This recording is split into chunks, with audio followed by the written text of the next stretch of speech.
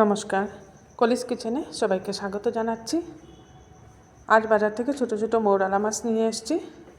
অনেক দিন হয় ছোট মাছ খাওয়া হয় না, তাই মৌরালা মাছ দিয়ে একটা মাখা বানাবো। কাঁচা মেখে চচ্চড়ি বানাচ্ছি মৌরালা মাছের। ধুয়ে পরিষ্কার করে নিয়েছি মৌরালা মাছ। এর মধ্যে বড় সাইজের একটা পেঁয়াজ কুচিয়ে দিয়েছি। মৌরালা মাছগুলো কিন্তু ফ্রেশ ছিল। আর 2টা আলু কুচিয়ে দিয়েছি। আলু দিয়ে বানালে বেশ ভালো লাগে এই চচ্চড়িটা। আলুগুলো চিকন চিকন করে লম্বা লম্বা করে কেটে নিয়েছি।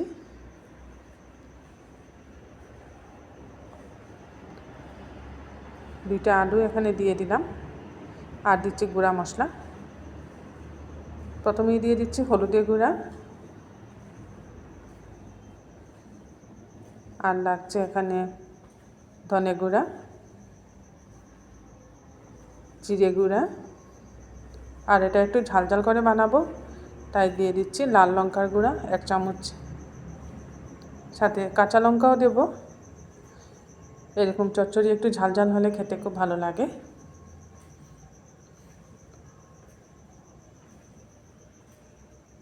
এবারে এর মধ্যে কেটে রাখা একটা টমেটো দিয়ে দিচ্ছি। ছোটো সাইজের একটা টমেটো কেটে নিয়েছি। বেশ কিছু কাঁচা লঙ্কা কেটে দিয়েছি। যেহেতু এটা ঝাল করে বানাবো, তাই গুঁড়া লঙ্কাও 1 চামচ দিয়েছি, আর কাঁচা লঙ্কাও বেশ কয়েকটা মধ্যের দিকে কেটে দিয়েছি। পরিমাণ মতো লবণটাও দিয়ে দিলাম। খুব সহজ বানানো এই রেসিপিটা। লবণটা দিয়ে এখন এর মধ্যে দিয়ে দেব কাঁচা সরষের তেল। কাঁচা সরষের তেলটা একটু বেশি দিচ্ছি এখানে। সব কিছু দিয়ে একসাথে মেখে নিতে হবে। এইভাবে হাতে মাখা মৌরালা মাছের চচ্চড়ি খেতে খুব ভালো লাগে গরম গরম ভাতের সাথে।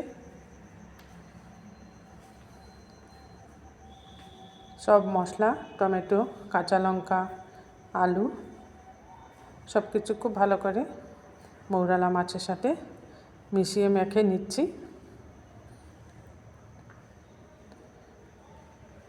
এইভাবে যত ভালো করে মাখবেন এর টেস্টটা তত ভালো আসবে। দেখুন খুব সুন্দর হয়েছে। আর মাছগুলো ছোট হলেও কিন্তু ফ্রেশ আস্ত রয়েছে মাছগুলো। গ্যাসে একটা কড়াই বসিয়ে দিয়েছি। এর মধ্যে সামান্য সরষের তেল দিয়ে দিলাম। তেলটা বেশি দিচ্ছি না, তেল যেহেতু আগে মাখার মধ্যেও দিয়ে দিয়েছি, তাই বেশি লাগবে না এখন। সরষের তেলটাকে খুব ভালো করে গরম করে নিয়েছি, একদম ধোঁয়া উঠছে। ফোড়নে 1 চামচ মেথি দিয়ে দিলাম। এইভাবে তেলটাকে খুব ভালো করে গরম করে নিলে ভালো হয়, না হলে মাছগুলা ভেঙে যেতে পারে। এবার উপর থেকে মেখে রাখা মাছ, আলু, টমেটো সব কিছু দিয়ে দিচ্ছি।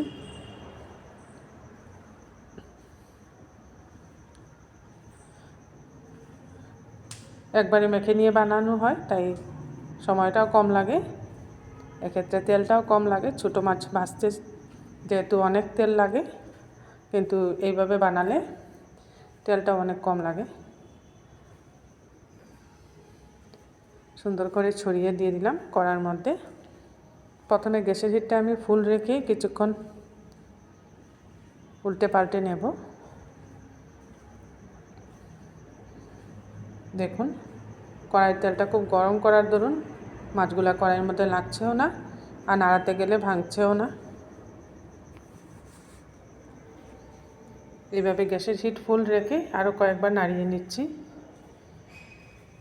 সামান্য লাল লঙ্কার গুঁড়াও এখানে আমি দিয়েছিলাম, কালারটা সুন্দর হবে এর জন্য। এইভাবে বারবার একটু কড়ার মধ্যে স্প্রেড করে দিয়ে ভেজে নিচ্ছি। এটার মধ্যে কিন্তু জল দেব না। জল না দিয়ে বারবার উল্টে পাল্টে এইভাবে ভেজে নিলেই আলুও সিদ্ধ হয়ে যাবে, টমেটোও সিদ্ধ হয়ে যাবে।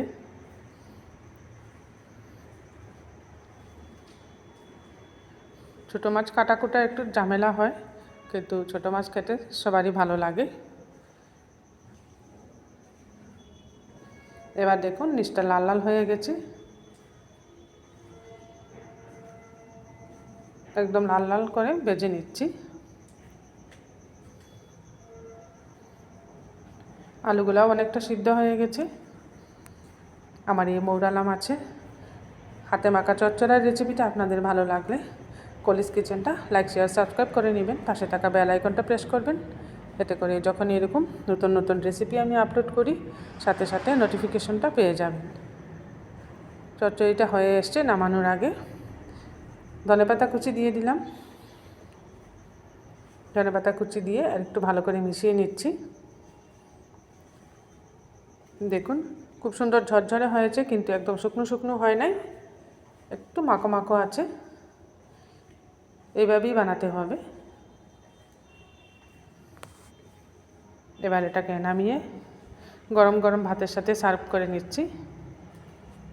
আজ দুপুরের মেনুতে মৌরালা মাছের চচ্চড়ি আর সাথে বানিয়েছিলাম ছিলকাওয়ালা মুগের ডাল।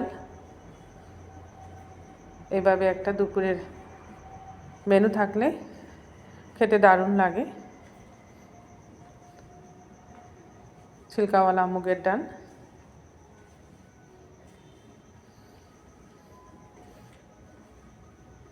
সুন্দর করে দুপুরের প্লেটটা সাজিয়ে নিলাম। এরকম নতুন নতুন রেসিপি নিয়ে আগামীতেও আমি আপনাদের সামনে হাজির হচ্ছি। সবাই ভালো থাকবেন। নমস্কার।